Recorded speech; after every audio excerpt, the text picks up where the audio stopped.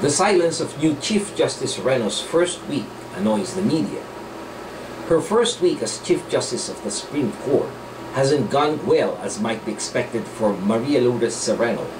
First, she picked a fight with the media by declaring a virtual news blackout, seemingly in reaction to a banner story by one national broadsheet, the Manila Times, that revealed that her psychological test showed her as potentially depressive. Secondly, the other Supreme Court Associate Justices whom she bypassed snubbed her oath-taking in Malacanang Palace before President Aquino over the weekend. And thirdly, her first meeting with the other Supreme Court Justices since assuming her post, some senior justices left immediately after the High Tribunals and Bank session last October 28 instead of having lunch at the end of the session, which was traditional. Court insiders saw this as an expression of their displeasure at Serrano's appointment. The new Chief Justice issued a ban on all media interviews in a bid to minimize susceptibility to misinterpretation of the tribunal's future action and decisions. Chief Justice Serrano said she sees it fit to decline media interviews, although she vowed that the court would still give accurate and timely information. The country's first female Chief Justice is also one of the youngest ever. At 52, Serrano will lead the High Tribunal for 18 years unless her term is cut short for valid reasons. This means that she will be Chief Justice during the terms of 4 presidents, Aquino included.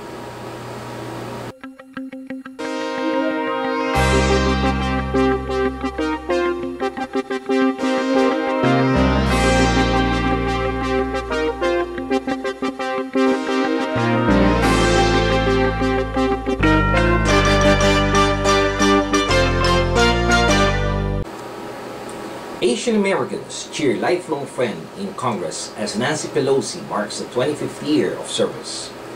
Wide-eyed Nancy Patricia de Alessandro first set foot in San Francisco with her parents on the way to the 1960 Democratic National Convention in Los Angeles.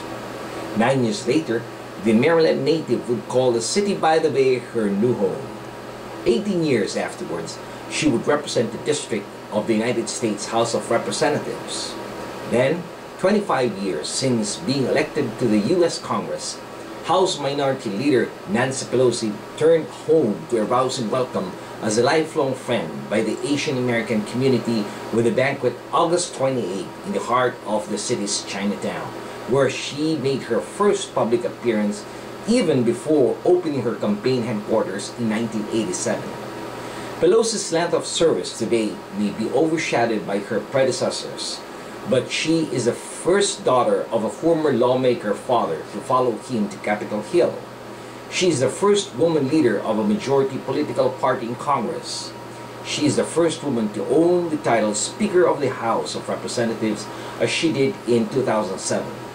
For Pelosi's landmark achievements, San Francisco political heavyweights led some 1,000 people in cheering her at her banquet. Philippine News joined the host committee in recognition of the honoree, who boosted the news organization's early 1990s advocacy for naturalization of Filipino soldiers who fought with the U.S. Armed Forces in the Far East during World War II.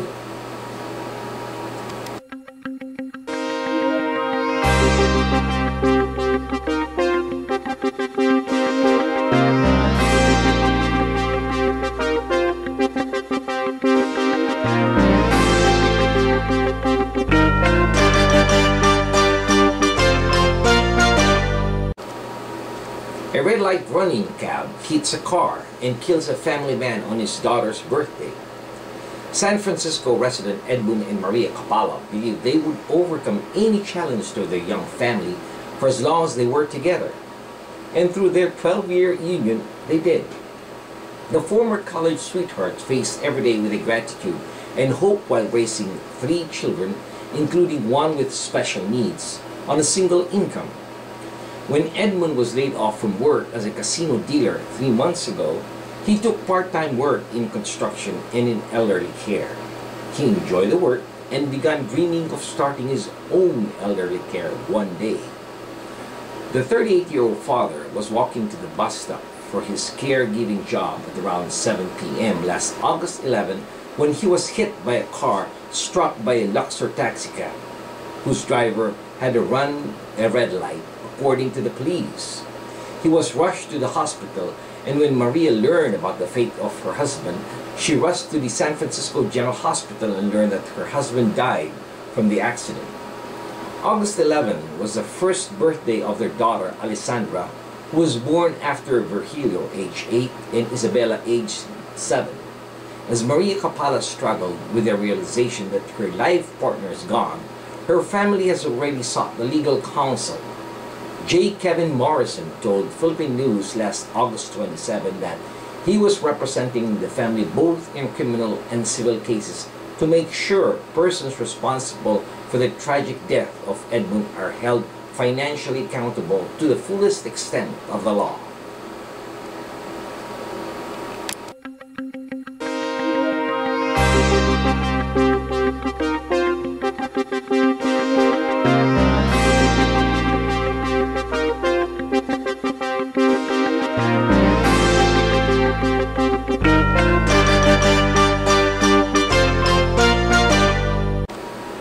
Regarding the Ampatuan case in Mindanao, over 100 suspects are now held in this massacre.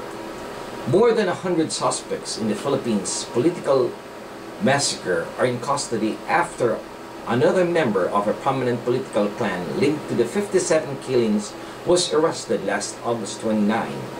Sajid Anwar Ampatuan, grandson of the accused mastermind Andal Ampatuan Sr., did not resist arrest when he was tracked down at a gated middle-class housing development in Manila, police spokesman Don De Dios said.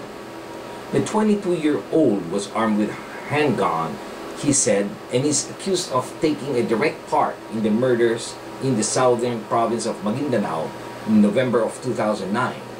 The massacre was allegedly orchestrated by the Ampatuans in a bid to stop a political rival from challenging one of them for the post of governor of Maguindanao, which they had ruled for a decade.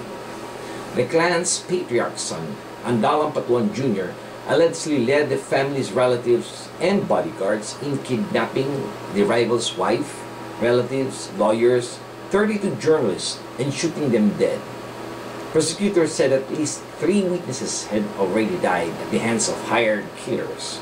Another 10 were put under a government witness protection program after they have received death threats. Government lawyers, meanwhile, have said that the murder trial could last for several years.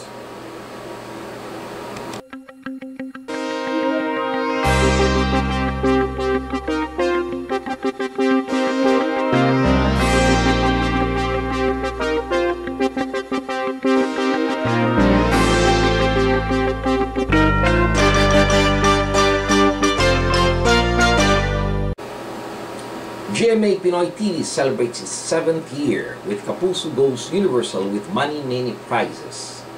In celebration of its 7th year, GMA Pinoy TV brings the country's #1 pound-for-pound game show Many Prizes to the US with a 2-part presentation at the Gibson Amphitheater, Universal Studios in Hollywood, California, this coming September 16.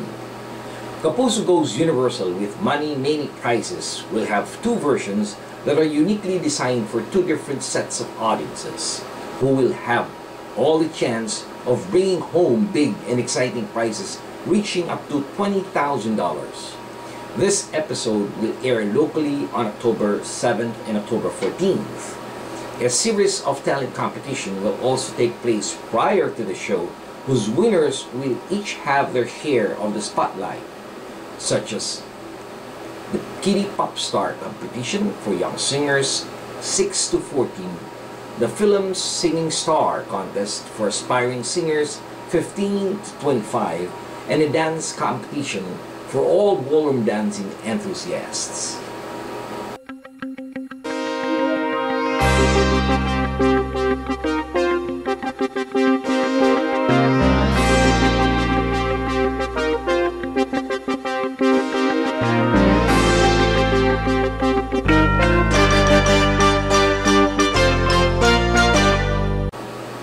And finally, we have the search for the indie artist to launch on Press Play.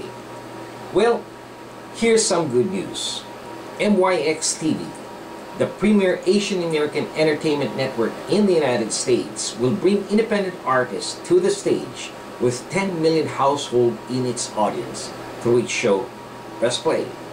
You're encouraged to join the second season of Press Play, where the stakes are higher and the competition is fierce. And the grand prize could be superstardom. The submission period for the application is open through September 14, 2012. Press Play is looking for artists who are not currently signed with a major recording label who wants to showcase their original music. To apply, just visit www.myxtv and fill the online form and submit a video of your song that best represents you or your band. Music videos or recorded performances are welcome. And this has been your weekly news and review.